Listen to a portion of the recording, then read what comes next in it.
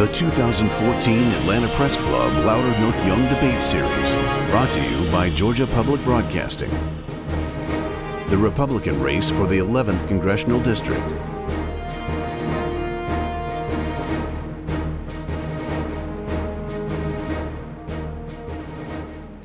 Good evening.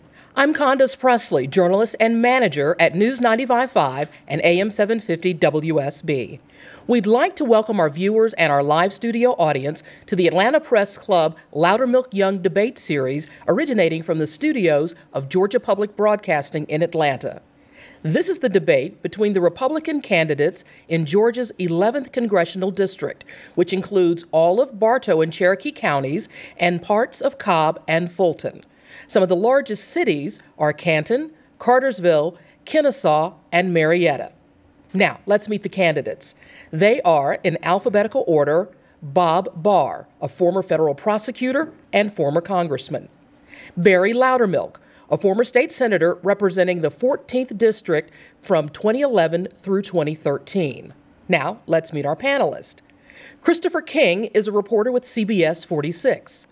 Jeremy Redmond is a veteran journalist covering immigration issues and politics for the Atlanta Journal-Constitution. And Doug Richards is an award-winning reporter with 11 Alive News in Atlanta. Tonight's debate will consist of 3 rounds. For more information on the rules for each round, please visit the Atlanta Press Club website, atlantapressclub.org. In the first round, each candidate will be asked one question by one of our panelists. Candidates have 60 seconds to answer the question. Let's get started. Christopher King, you get the first question to Barry Loudermilk. Yes, Mr. Loudermilk, the first question is on the issue of corporate welfare. The federal government doled out $83 billion in bank subsidies last year, $700 billion in bailout money a few years back.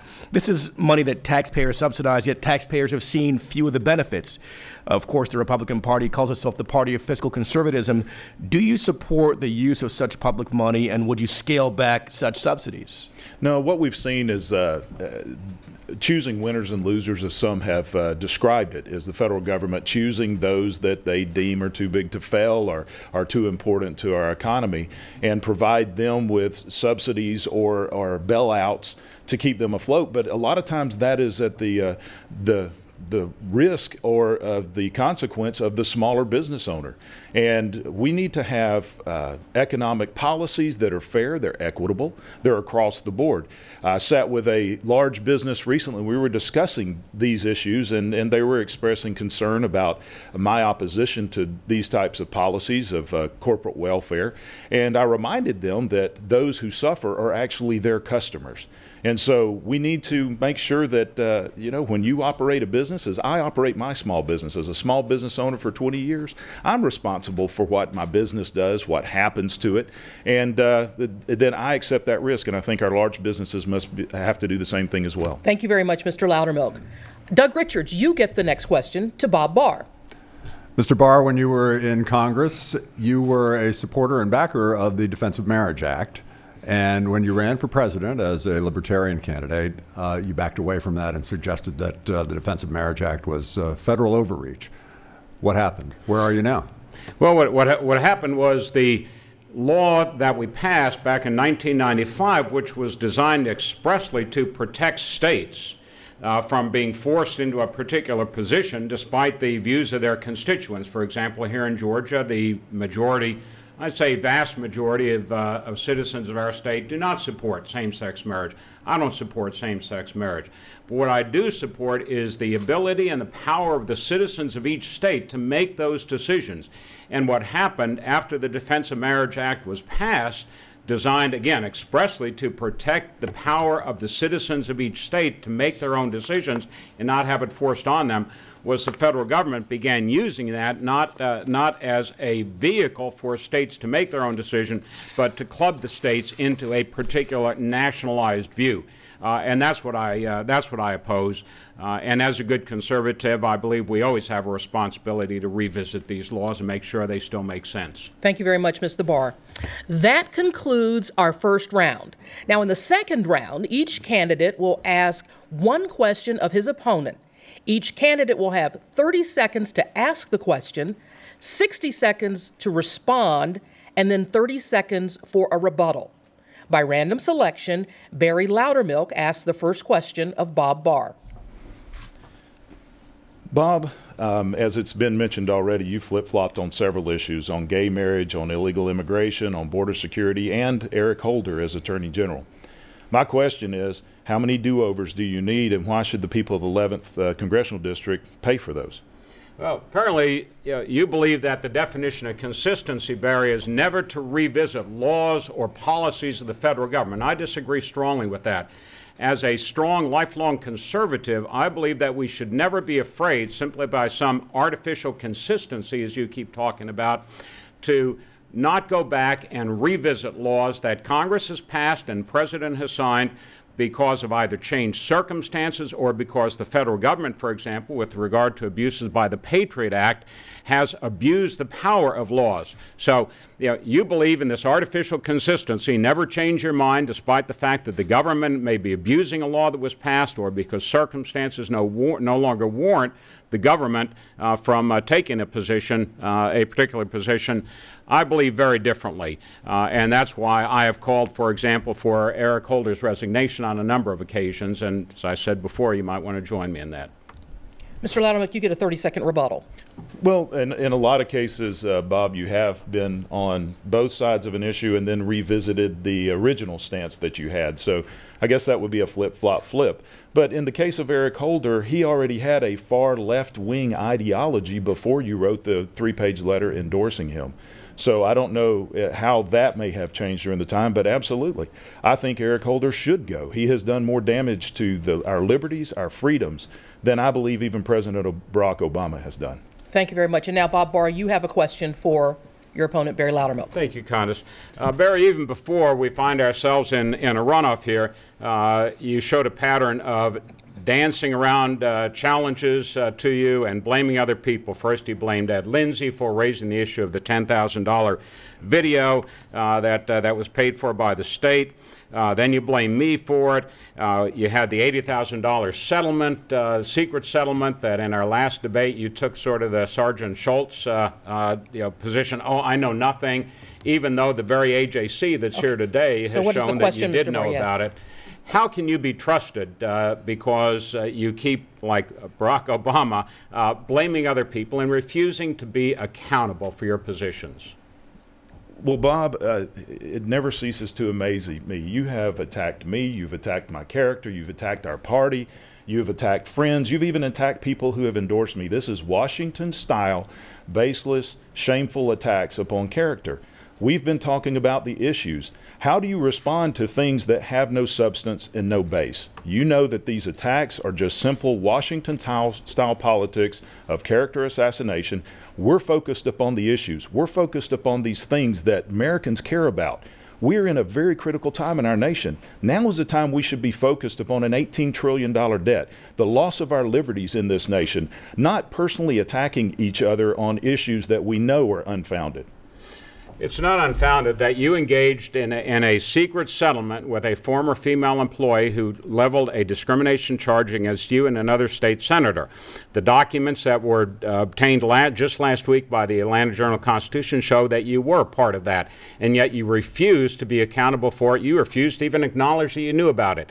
That is an character assassination. That is a fundamental issue of trust, and it shows that you cannot be trusted by the voters of the 11th District and the people of this country. Time. Thank you, gentlemen.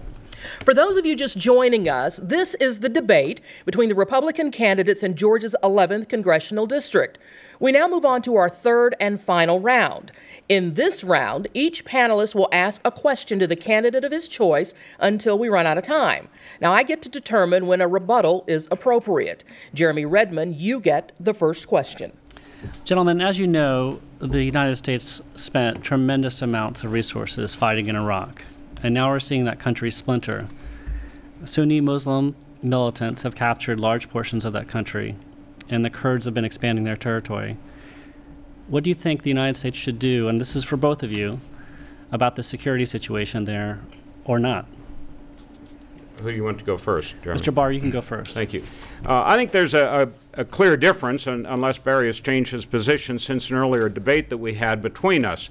I believe that there is a clear and present danger to the United States of America and our national security interest by the situation in Iraq. We see it, for example, in the situation there in which these radical, ultra-violent Muslim groups, ISIS or ISIL, whatever they call themselves, have captured large stores of munitions and military equipment, including rockets and bombs, much of the equipment of which and ammunition was left there by us for the benefit of the Iraqi military and police. That presents a very serious issue. What we need to be doing is using selected airstrikes. We need to be using drones. I'm not a fan of drones domestically, but over there I am. And we need to be providing security on the ground for our embassy, our personnel, and American contractors who thus far have been left to fend for themselves. That is irresponsible, and that needs to stop. Mr. Loudermilk. Well, thank you for the question. It's very important, especially as a father who has a son who is currently in the Georgia National Guard in an infantry unit. I know the risk of actually sending our young men and ladies into combat zones. As I have always stated and been very consistent on this, we must show a clear and present danger to the national security of the United States and to the risk of citizens that are abroad. And clearly, we do have American citizens at our embassy. There are national interests in Iraq, but our response must be measured. It must be measured appropriately to ensure that American lives and American interests are secured. But we don't need to continue in this idea of nation building or involving ourselves in someone else's civil war to where American lives and American blood is continually to be shed. Christopher, you get the next question for a candidate. Yes, this is for Mr. Loudermilk. On the Affordable Care Act, congressional Republicans have invested a lot of time and money in the effort to abolish the Affordable Care Act. So far, it hasn't worked out that well. Would you continue to try to rescind it, weaken it, or make it more palatable for Republicans? Well, we never stop fighting. We always must continue fighting. The Affordable Care Act is the most egregious thing that's been put upon the backs of the American people. Not only is it stifling our economy, it's also stifling the growth.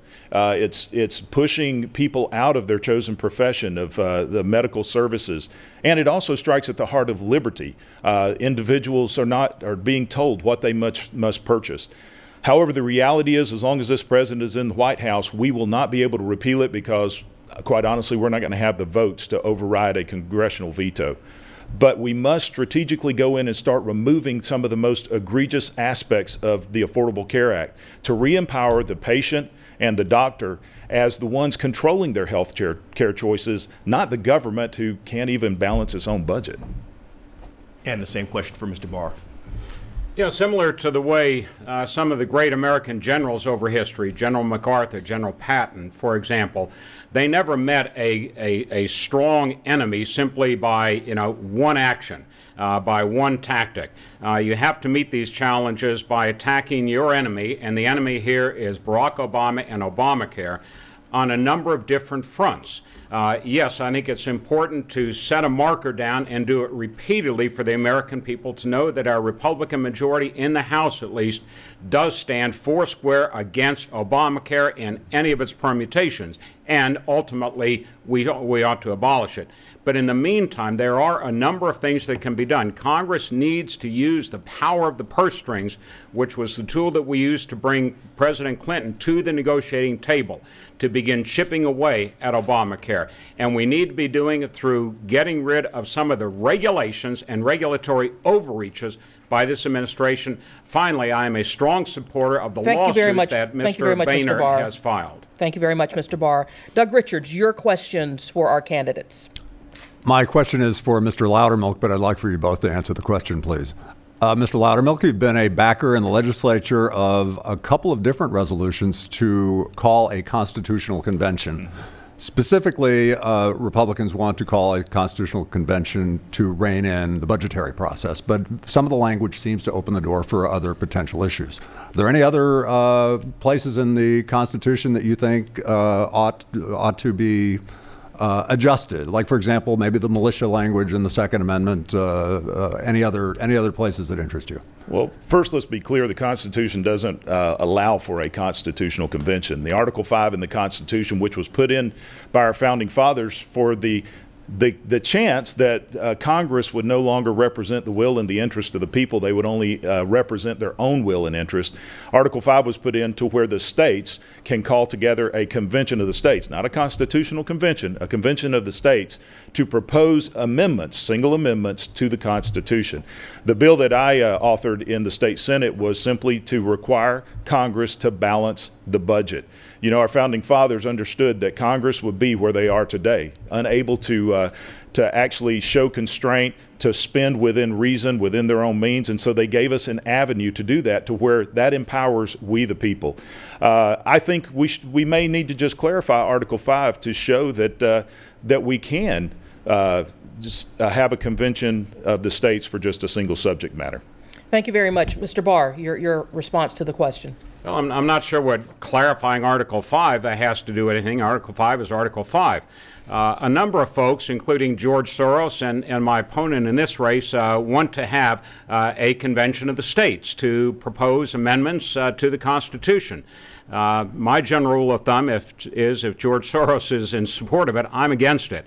But aside from that, the problem is not the Constitution. The problem is how we, the people, have allowed our elected representatives in government and our judges and those in Washington generally to misinterpret and abuse the Constitution. We could amend the Constitution 6 ways to Sunday by a constitutional convention of the states or by action of the Congress. It's not going to change a thing so long as we, the people, do not understand the Constitution and do not demand of our elected officials and our judges that they abide by both its letter and its intent.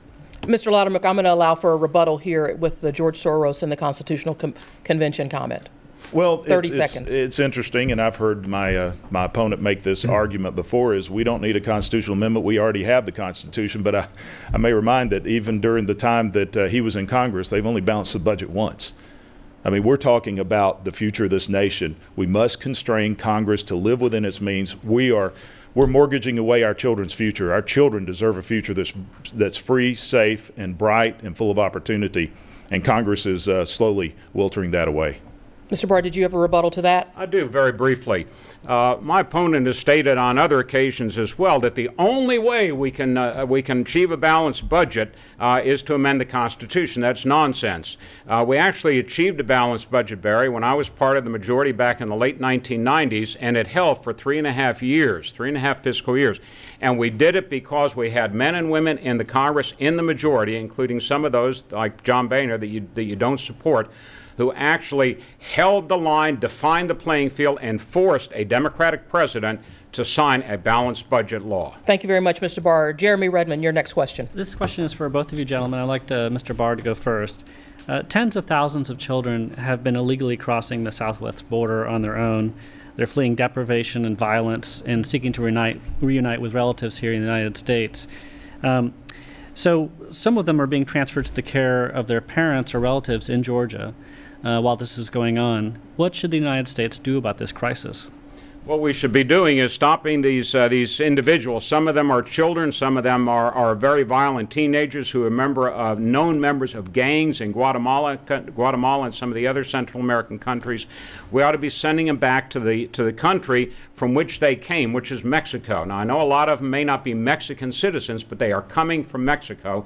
And Mexico not only is failing to do anything to prevent this mass illegal border crossing into our country from its country, but they are encouraging it. And our government, this administration, is standing by and doing absolutely nothing to solve the root cause of the problem. It isn't that, oh, there's violence in Guatemala. That's been going on for decades. It is the Mexican government that is fostering this, that is pressing this, and that is facilitating it. And we need to be using our power and our resources to turn these children around and send them back to Mexico by bus or by plane. It would be a lot cheaper than the nearly $4 billion that Obama wants to resettle them around the country. Mr. Loudermilk. Yeah, it's a very complex problem, but the first thing, let's remember, these are children. It is not their fault that they were brought here. They were brought here because of bad policy. In fact, I believe up until 1996, I think when Mr. Barr was in Congress, a law was passed that prohibited us from turning the children immediately around. We had to keep them here for a time period and give them some representation. What we've created is an environment that we are inviting those to come in illegally. And that's the problem. We must secure our border. We must first seal the border. It's a national security risk, as well as we're seeing now that we have created an environment, because we don't enforce the immigration laws we have on the books. We have a wide open border that we are inviting those to come in, and that's what must change. We must have common sense policies in Washington, D.C., so it doesn't put Americans at risk or these children that are coming over. Thank you, sirs. Christopher King. Yes, this question is for both of the candidates. The atmosphere in Washington politics these days has become so caustic, so bitter, that the two sides rarely seem to be able to get anything done for the good of the people. Would you continue with the hardline stance of no compromise, or is there room for compromise? Mr. Barr first. There's always room to work together for the good of the people. Unfortunately, this president is far more arrogant, far more aloof, far more unwilling to compromise on anything, even than Bill Clinton was. But the way that you achieve something in Washington is not by just caving in, not by saying, oh, we're going to compromise, but by recognizing that you can move forward. You don't throw a touchdown pass every play of the game. You move forward by 6 and 7 and 5 and 3 and 8 yards. And you do that by using the power of the House to force a recalcitrant president.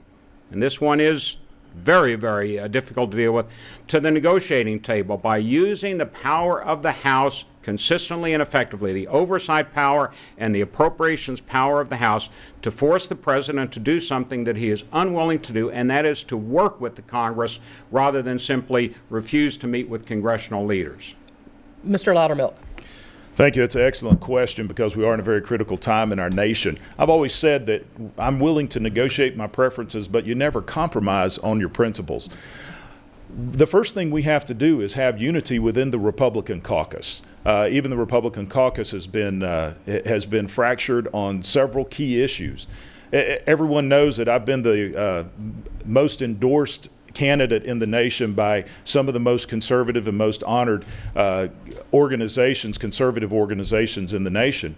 But at the same time, I've had members of leadership, such as the new majority leader, Kevin McCarthy, reach out to me and endorse my campaign and help with our campaign, because they see that I'm the type of person, although that I am identified with some of those key conservative groups, I also work well with others. And that's what it's going to take, as being a bridge, to bridge these two elements together within our caucus. And then I believe we can start moving that ball down the field. Thank you very much. Doug Richards, we have time for one last short question. I hope you've got it. Easiest question of the day, maybe, hopefully, for both of you. Yes or no, with an explanation, would you support the impeachment of President Obama? Starting with you, Mr. Barr.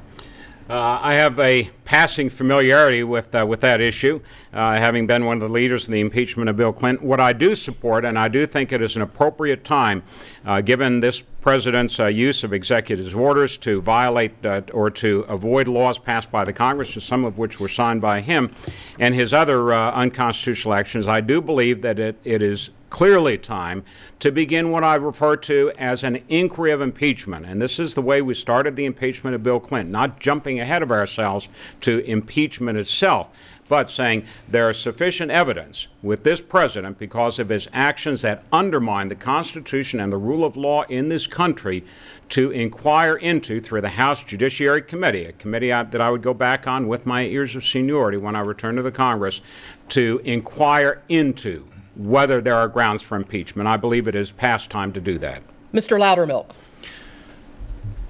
I do think that we need to inquire into the impeachment process. But whether we go forward has to be a very, very well thought out plan. We have an $18 trillion debt that is threatening the future of not only our children, but the national security of this nation. We have a president who has run rogue, we're on the verge of a constitutional crisis in this nation. We have overregulation that is putting businesses, both big and small, in threat of closing their doors and costing more jobs.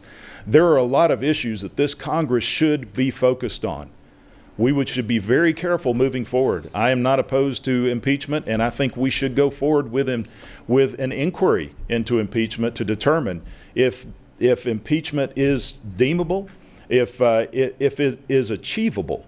Because the last thing we need to do is go through this drill and not be able to finish the drill like happened during the era of Bill Clinton. Thank you very much. That is all the time that we have for questions. Now, each candidate will have 60 seconds for a closing statement. Bob Barr, you get to make the first closing statement. Thank you, Candace.